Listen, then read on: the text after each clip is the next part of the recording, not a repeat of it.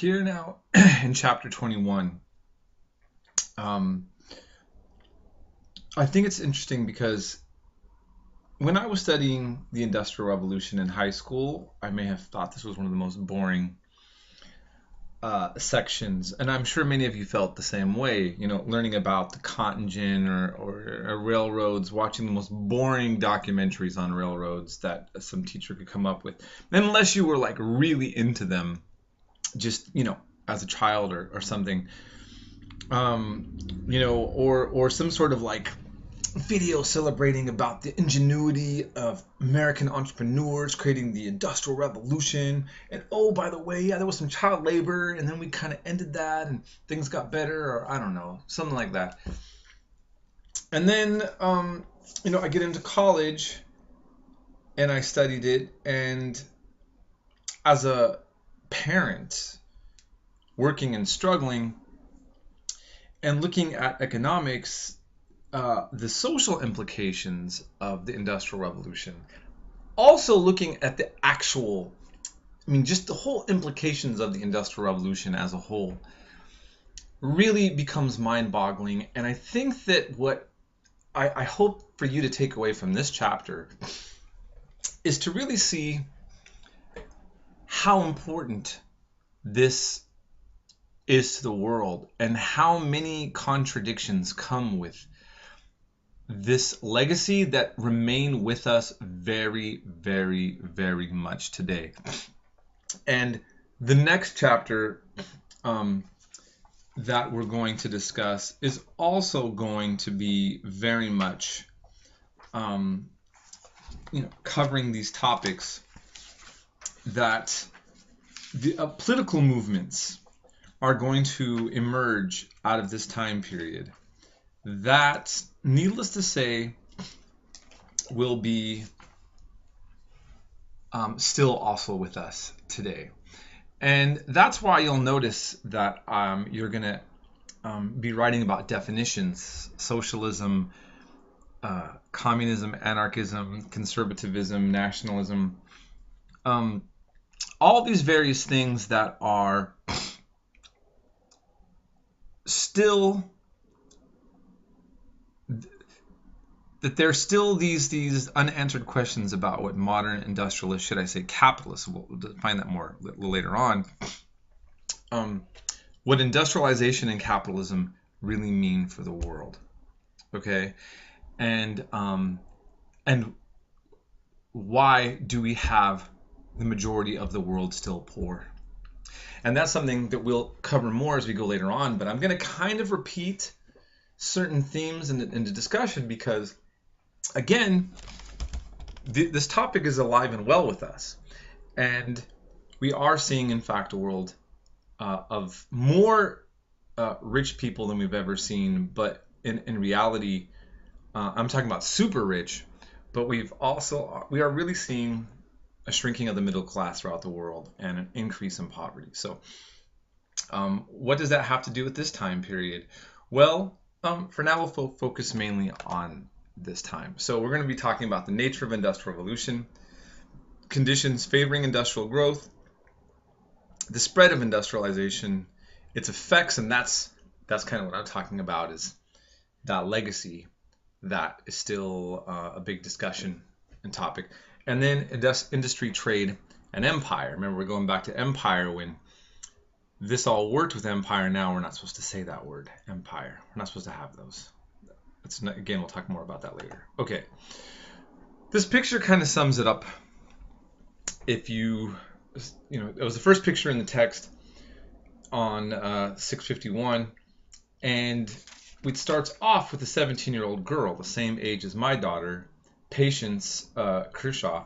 And Patience, what a symbolic name, right? When you read, and fitting name, when you read what kind of conditions she was living under and the kind of work she had to do. 12-hour days, and basically eating while she worked, and working with men taking liberties with her. It's quite terrible. And the issue of child labor, immediately we start off with in this discussion. There's something that I hope that you are noticing when you read this is that, when we talk about sweatshops, we talk about China now, right? Everybody knows that, everything's made in China now. And in terms of many of the things that we see in this chapter now, the textile industry and the making of goods is not really as, it does not thrive as much in the industrial world now. We're talking about Europe and America. I remember my daughter, when she was maybe 4, she saw a little toy that I had with her, and I picked it up, and I don't know why I read it. Something like, "Oh, made in China" or something. And my daughter said, "Dad, everybody knows everything's made in China." That's what she's. I thought, oh my God, out of the mouths of babes, as the scripture says. Anyhow, but the idea of sweatshops and terrible labor conditions that happen overseas. What's interesting, right, is that that's exactly what was happening. You could take all this entire chapter and the issue of what's happened with labor and children and women and working conditions and long days and unhealthy conditions, unsafe conditions, and basically that's the rest of the world that is attempting to industrialize or create large markets. And so why has that not been resolved? And in so many Western nations are putting their businesses overseas, and this is what's being practiced. Perhaps what it means is that while we have been able to change labor standards in Western countries now, that the people who own those factories then, as the same people now, are going to put these conditions on workers, even kids, if they have the legal opportunity. We'll talk more about that. And I sound like I'm biased and maybe pushing an opinion, but I'm kind of just stating a fact that basically these 19th century conditions are what are taking place in the 21st century in places where the legal struggle for workers' rights have not succeeded in the same way that they have in Western countries. So we'll talk more about that later. Okay. Now, what were some of the new things that were happening? First of all, textile machinery. The spinning jenny, the mule, the power loom. One of the things that I just kind of want to talk about. It gets boring to me unless you're somebody who's into engineering and mechanics, and that's totally all right. Not to downplay that. But again, I'm always a person who likes to understand the social implications of certain things as opposed to the focus on the actual machinery itself. But just to point out that, we take for granted now, if you're struggling, if you're poor, you can go to Walmart and get yourself clothed up. If that's a term, clothed up, I don't know. You can make sure that you have clothes for formal affairs, sports, and night gowns, and all the above. Poorly made, but made nonetheless, and cheaply. And so now, for the most part, when it comes to underwear and socks and shoes, most people can afford clothes, even if they're poorly made or don't have a social status name brand behind them.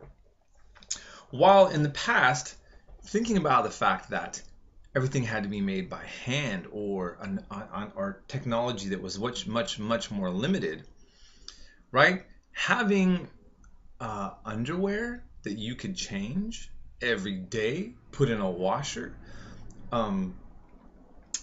socks, everybody having socks or stockings. As you read in this chapter, again, even back then it was being noticed that for the first time in centuries that the average person is going to be able to attain many things that we now take for granted as just being something that you would do.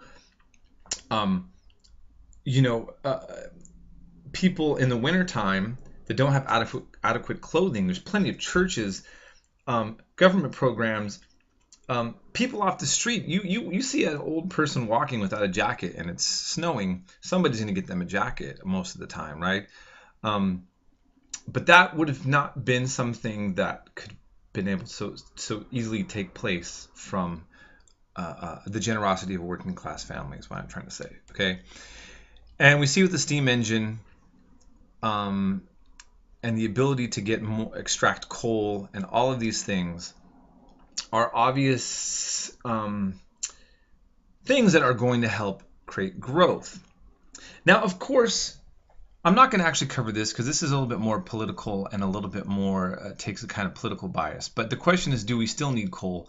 Or should I say, for the most part, things that created wealth back then and that were good on one aspect for back then, are they still good now? Or were they ever good back then? I mean, these are kind of questions that are still being talked about as well, especially when you talk about environmental concerns. Because keep in mind, at the time, while there was a lot of environmental damage taking place, I think it's fair to say that there was no strong environmentalist movement. And you probably noticed that through this. And that's one thing you might notice, that there's definitely this kind of absence of animal rights and environmental rights are going to be something that I think that comes much later. But when it comes to workers' rights, it's going to start taking off around this time period. Okay, I'll stop here and move on to the next section.